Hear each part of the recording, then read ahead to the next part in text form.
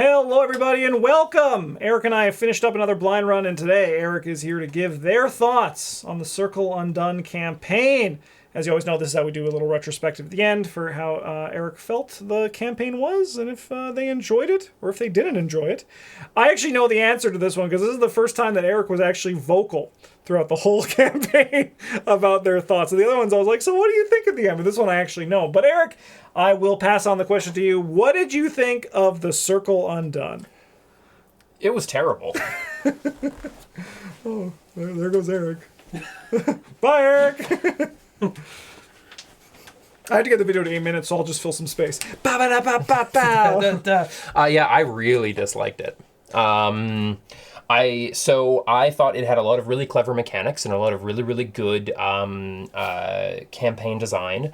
I thought it had some very interesting mix of like being either purely session to session or having some of the same feeling as like the Yig thing with the poison counters and the Yig vengeance going on, but without going too much into either of that. But the number one thing I will say is if you don't know what's going on, it doesn't matter. Why is Dunwich so fun? Because I know what's happening in every single situation in Dunwich. Why has Carcosa moved massively up in my rankings since playing this one? Because I knew coming into a theater there was going to be weird shit going on. I knew going into a city that was drowning that there was going to be weird drowning wave stuff going on. In this one, because it was possible to skip the explanations of the story that was happening, which... Spoilers, I did. No, yeah, spoilers for everything. Dunwich, Carcosa, Forgotten Age, and Circle Undone. The gloves are off here. Yeah. Because I skipped the lore dumps, I didn't know and I didn't care. Is the haunt mechanic cool? Probably. Why are we fighting ghosts? Is Azathoth's section really cool and really well done and some of their best design for the feeling of being in an eldritch space? Awesome. Why the fuck is Azathoth here? I thought we were fighting ghosts. Like, constantly, I had no idea what was happening. And then the game was asking me to make big choices, and it turns out that I made one choice off of getting the Silver Twilight Lodge ending, which anyone who saw the first episode and then skipped a bunch to get to here, I don't blame you. It's Circle Undone. Would have seen that because I had no idea what the story was. I didn't even know who was evil or not. Like, I didn't even know why the witches and the Silver Twilight Lodge were fighting each other other than a gender war. Like, it was so unclear. And so when Carl Sanders starts asking me, like, are you on our side or not? I was like, yes. But it actually is really funny you say that because... I never thought about it because the witches are like, all the witches we see are female, all the Silver Twilight Lodge members we see are male, and the only female Silver Twilight Lodge member we see is the one who says we don't want to do the ritual, and then they drag her down the hall screaming. And then, and then I think kill her. Yeah, so like maybe it is. She's like, wait a minute, we let a girl in our no girls club? Yeah. Like, and it was just, it just felt so, unclear what was happening, and so no matter how cool mechanically... things were happening on the board, I didn't understand why we were doing them, and I didn't understand what our objectives were. And in my opinion, Arkham does its best when the story gives you context clues to how the mechanics are going to go, and the mechanics give you context clues to how the story is going to go. And this did neither of those. I was often forced to make what felt like perilous choices, having no clue. And then the game would be like, okay, you're punished. And I'm like, accept your fate. Okay, I got a punishment. Great, so I should stop accepting my fate. Oh, it later turns out accepting your fate was a good thing. Okay, but I got punished for it for the rest of the sessions without ever being told that this was a story about fate and destiny, but there was constantly flavor of fate and destiny. Yeah, no, there's a... I'm sorry. I'm very heated. A big thing about the accepting your fate is... Because we accepted our fate our first time through. It gives you, if you don't know, it gives you the tower weakness, but it also gives you the Ace of Rods card. But the problem is the Ace of Rods card, like, blows. It's a 3 cost, get 1 extra action, get +2 to all your skills for that action. It's there to help the circle actions in, Union and Disillusion. But the problem is, it's not worth it Like, it's not worth it. I never accept my fate anymore unless you're playing the Return to, because that does something cool where instead of giving you those cards, it gives you a tarot reading for the campaign. Oh, so then you get cool. 4 scenarios with a positive and 4 scenarios with a negative. See, that's so like fun. that's kind of neat. Like, but I'm pretty sure like even they were like, we kind of fucked up a little bit on that one. Yeah. But yeah. I cannot say enough bad things about a campaign that does not tell me why I'm doing what I'm doing. I'm sorry. I would love to play this again. Honestly, having spoilered the lore for myself, I will probably go and spoiler the lore for myself later. Just grab the campaign guide and just like go skim through all the resolutions, and you'll probably get exactly what you need. Yeah, I'm going to read through it. I'm going to figure out why I cared about any of it, and then I'm going to play this again, and I'm going to have an absolute blast. But, like, when you've got a bunch of powerful magical women shouting at you that you're doing dumb stuff, and a bunch of powerful magic men whispering to you that you're an idiot.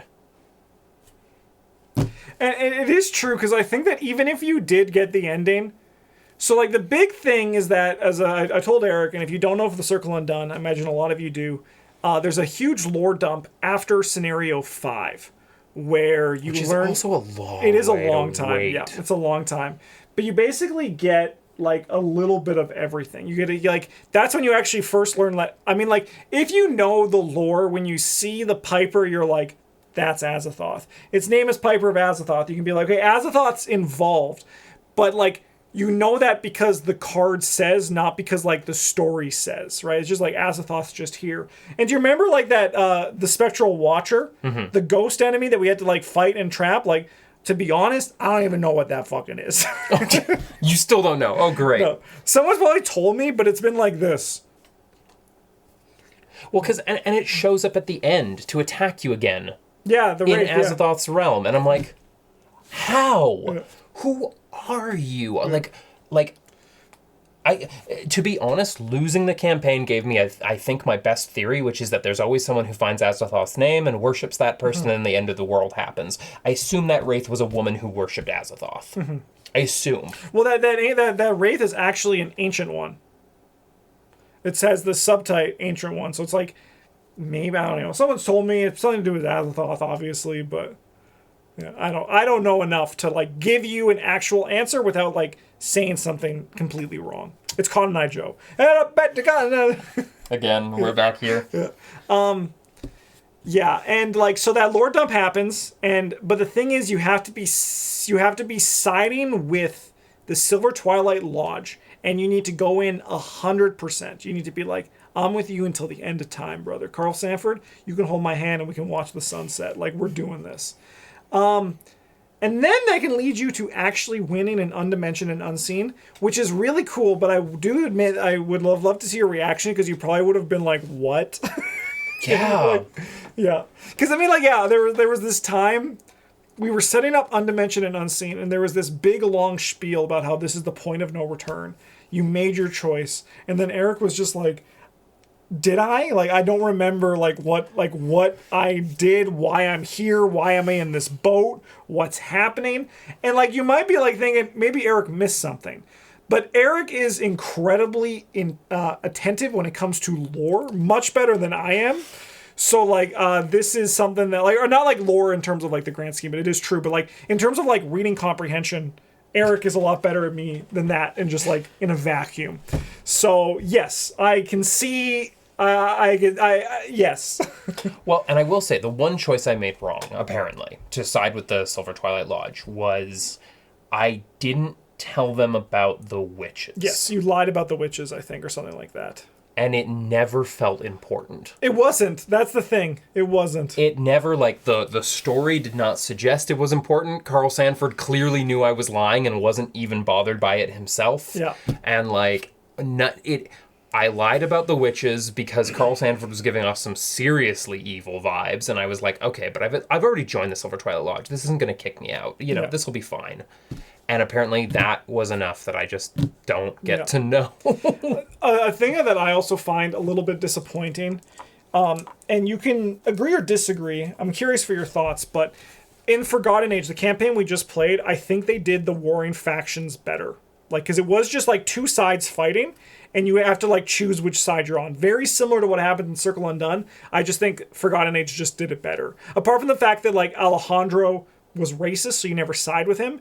But I think that ultimately ends up happening a lot too, where you're just like, I'm not going to side with these guys because I know they're evil, you know? So one thing I will say about the comparison there is that not only do I agree fully, so this is two things I'm saying. I never sided with Alejandro. Justin never gave me any spoilers about what happened to Alejandro, and I figured out what happened to Alejandro because the game told a cohesive narrative where we eventually met a being that was clearly Alejandro, stuck in a Yithian's body, not fully remembering who he was, and we fucking left him there because we hate Alejandro, even though it's not your fault, but a racist takes over your body, you're out. I'm sorry. That's really sad, actually. We should have saved Alejandro. He was probably nicer. It was very, very clear that Alejandro was bad. It was very, very clear that she was a villain as the story went on, and was a villainess as the story went on. And I really, really liked the way that story was told, which led us to betraying both of them. Yeah. But I knew what was happening with Alejandro. I knew something wasn't right with Alejandro. And then when the reveal happened, I was like, this makes sense. Yeah. I feel like the witches vanished after, I think, scenario 6 or 5. Yeah, so basically, because you see them in scenario 1. It basically is like 1, 3, and 1, 4, and 6. And then it's 2, 5, and 6 for each of the sides. Yeah, and you kind of just like, then whichever one like gets corrupted by evil takes over and is like who your boss is for scenario 7. Yeah. Yeah. It was not good. It was, I don't know what happened to the witches.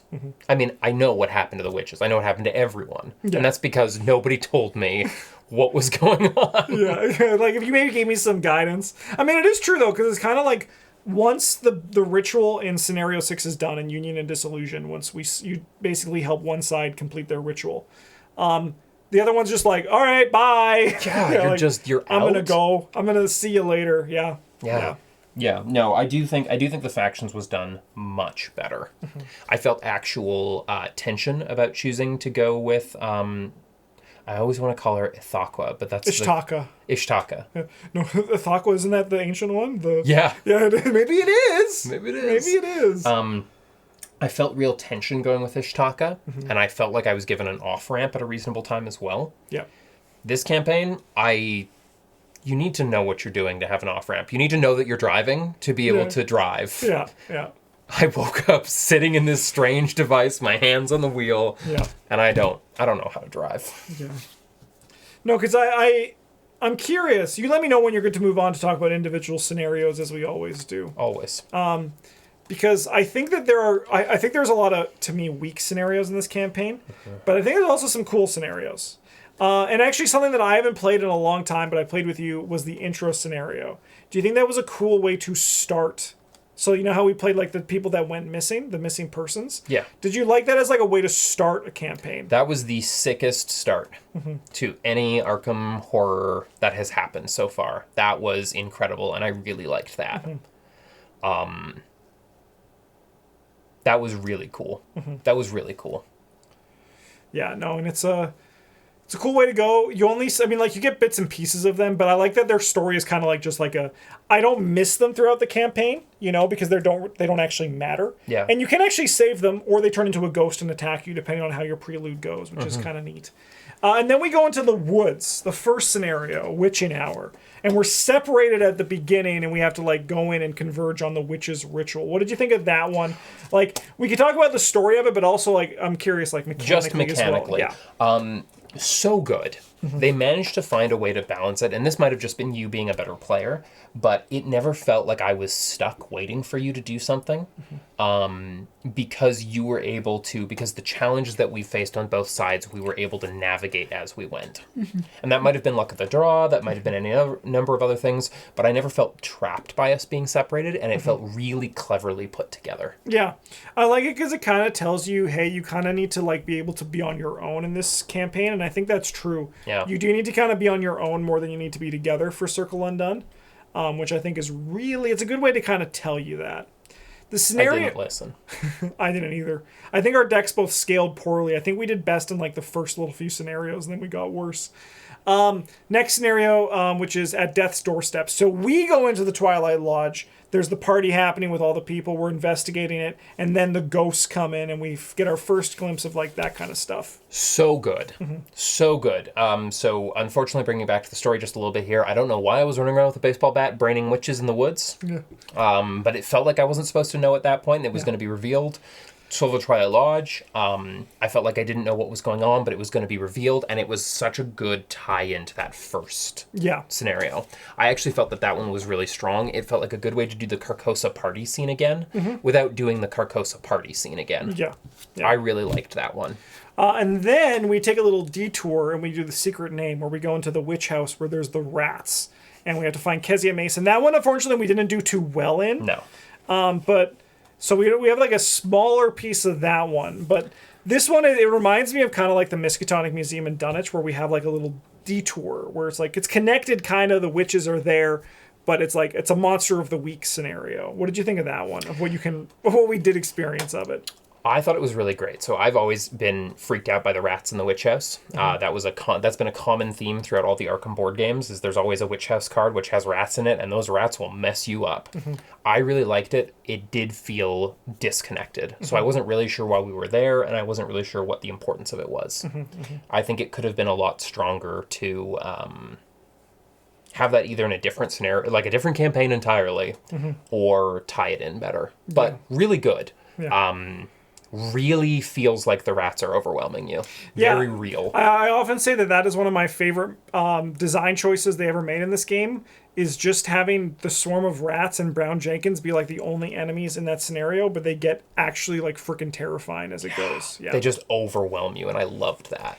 So after that, we go to Wages of Sin. So this is the one where there were the heretics, the witches who were killed earlier, and we have to lay their bodies to rest.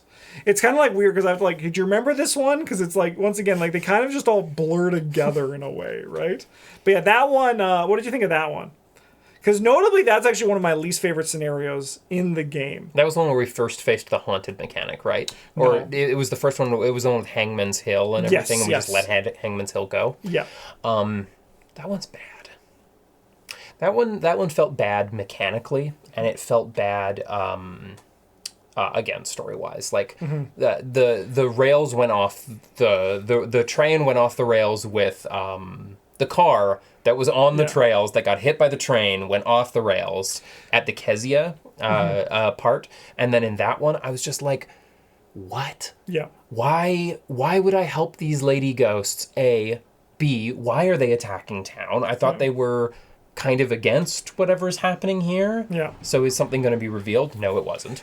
Yeah, and I mean, like, what you said, like, what you're saying earlier, too, is kind of like you expect to see the idea of what the story is by that one. Because, like, Scenario 1 and Scenario 2, you can be in the dark, especially when there's, like, multiple factions, and the idea is that your scenarios are supposed to be about interacting and learning about each of those factions.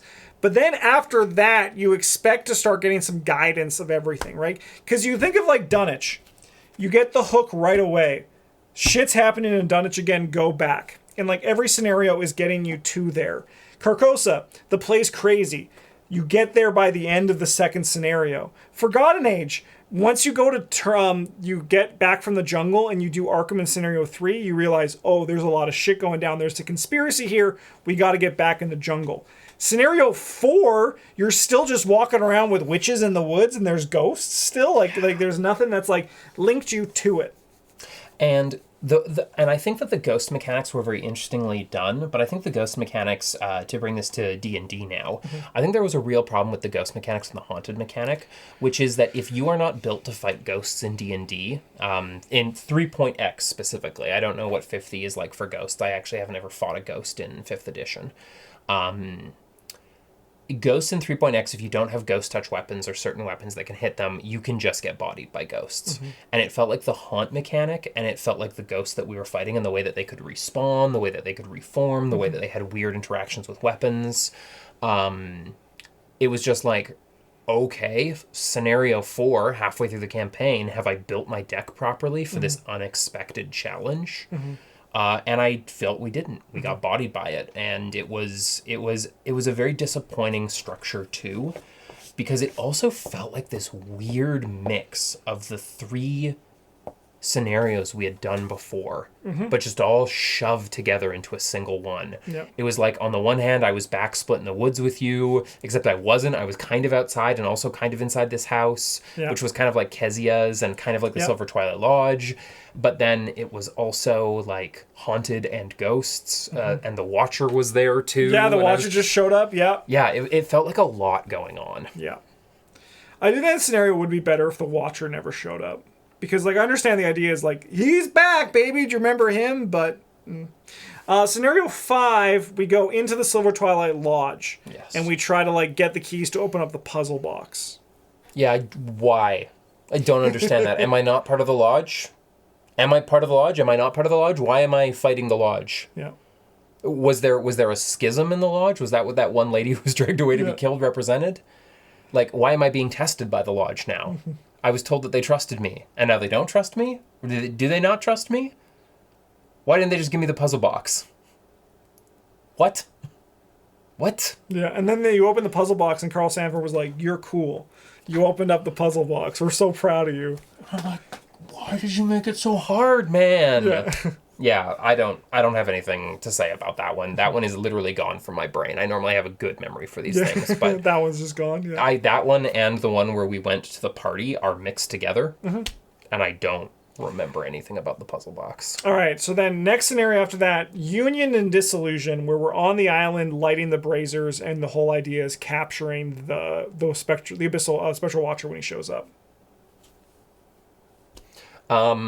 The braziers felt really weird, and it felt like they could get shut off at random, and that felt bad. I don't like any scenario where you have to work your way forward in order to do something, and there's a chance that you'll lose that progress, because this game can be so punishing, and the longer you go, the worse off it is for you. So the idea of ever being forced back on a brazier feels poor. Like that. So you actually can't get a brazier changed back. Oh, you can't. Not? No. Oh, I misunderstood some of those cards. But the risk is that it you can fail the test, and you need a lot of resources to get through it. Ah, okay, okay. I misunderstood. I thought there was a card that could turn one of the braziers off. No, that can't happen. Oh, okay. Well, I obviously didn't understand. So maybe my opinion. That's okay. This one actually is pretty mechanically dense. There's like a new thing every scenario too. Yeah, it definitely felt that way. Yeah, and it felt like as the bruiser.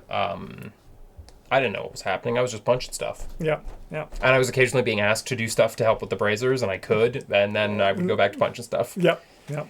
Because the Spectral Watcher shows up again. Yeah. But I mean, like that, I get that, like, mechanically that makes sense, because this is the one where you're supposed to defeat it, like, and then it never comes back again. My actually biggest pet peeve in Arkham is repeating boss fights. I just don't find them enjoyable. But that's a me thing. But the Harbinger of Volusia felt good as a repeating boss It fight. actually is very similar, isn't it? Now that we really strip it down, Forgotten Age and Circle Undone actually hit a lot of the same notes. A lot of the same repeating notes. boss, 2 factions fighting. A little sus. Weird tick marks and special abilities that you have to track outside of the game. Yeah. All right, and then we go to scenario 7 in the Clutches of Chaos, where there's the breaches opening up all in Arkham. Such a cool scenario. I think there are some mechanical flaws with it, but holy cow. Like, I really feel Circle Undone is an homage to the Arkham board game. Yeah, definitely. I really feel it is, and that was so well done. That was so cool. It was so fun to fight the breaches. It was so fun to lose to the breaches. The same way that you used to have the portal effects spill over and the monster surging happen. I thought it was really, really well done. It was a little too aggressive. Yeah. A little too much random chance. I've never loved Monopoly or board games that rely entirely on random chance. Yeah, so having the breaches form randomly and the clues form randomly felt bad. It either needed to be one or the other, not both. Yeah. Yeah. But so good. Yeah. And the cost to close each of the breaches felt totally doable right up until the point you had done it 2 times, and then you're like, I don't have enough cards. Yeah. Yeah. There is so there's 2 of each of them as well, so it can be randomized as well. I feel like that also kind of changes how the game goes. Like if you get like some that require, like, if you get more that require action than lightning bolts, it can really add up. Yeah. And then we go to the final scenario before the Black Throne, where we get to face Azathoth himself. So good, so well designed. The monsters are terrifying. The sense of the movement and the way that it works is way cooler than the end of Carcosa. And, like, you absolutely nailed the feeling of falling into an insane abyss that your brain is trying to create sense out of. Like, I never once believed we were actually walking around on some sort of cosmic ingress. Or I was like, this is what my brain is doing as it dies of oxygen deprivation on the back of a night gaunt, staring into the face of Azathoth, the Daemon Sultan. And this is my weaving my way through the unthinkingness of Azathoth to eventually come to a conclusion. Absolutely phenomenal. Why is it there? Why is that the end of this story? I don't understand. I don't understand how we came to that conclusion. Great reference to Dream Quest of Unknown Kadath with the riding the Night Gaunts to face Azathoth. Amazing. But again, how did my character know that? Why did the Night Gaunts help me? Well, it's like the creatures that take you from Sen's Fortress to Anor Londo. They're just that's their job. That's just their job. Yeah. They're just like, oh, the universe is ending. Better let somebody get a chance at it. Very, very cool scenario.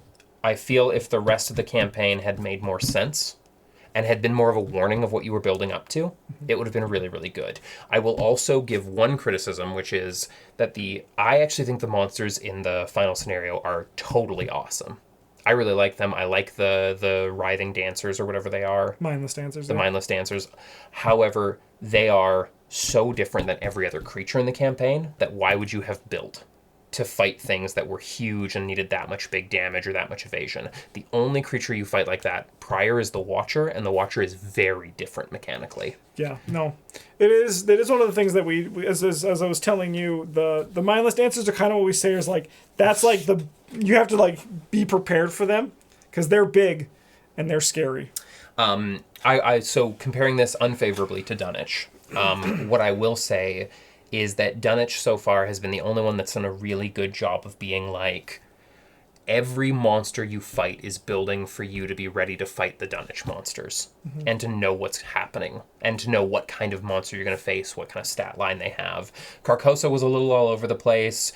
Forgotten Age was a little all over the place. This one was especially all over the place. You fought cultists, you fought ghosts, and then you fought these huge bruisers, which, if you're built for, I think they could have absolutely been doable. But you never fought anything like them before. They actually say that there's a very valid criticism that I think that there's too many campaigns that end with you going into cosmic spaces and fighting big creatures, right? Yeah. And this is another one. I'm actually very curious because I never thought about that, the scaling. But we're playing Dream Eaters next, for people who don't know. Dream Eaters is our next campaign. And I do actually think that one has some really good scaling. It's a bit all over the place in flavor because it's the Dreamlands, so you kind of get a bit of everything. But the scaling, actually, like when you say it like that, I'm curious to see what you think when it all comes. I don't know. I have the hardest time predicting what you're gonna like or not in this game. But I feel like you'll like Dream Eaters. I think Dream Eaters is gonna be a good time for you because it's so flavorfully perfect for the Dreamlands. It's gonna be exciting. Anything else you want to say, or should we close out this video? I'd really like to try the remake of the Circle Undone after I've read the spoilers. I bet this could be a lot of fun. I just wish I had known more about it. That's fair. All right, well, thanks for watching, everybody. Look forward to our Dream Eaters campaign. I don't know when it's going to be out on the channel. There might be a few bumper episodes. There might be a bumper run for myself before we get to the Dream Eaters. I just like to build a good backlog so Eric and I don't need to rush, because we can spontaneously, one of us might need to step away for a few weeks if we don't record as often as Brennan, Travis, and I do. So just a heads up. But it will be coming, and it's going to be good. And then after Dream Eaters, we're going to take a stop into Dark Matter before we go on to the Innsmouth Conspiracy. So that is our plan for our next 3 campaigns. So look forward to that. Thanks for watching, everybody. Have a good one. And as always, a GG's.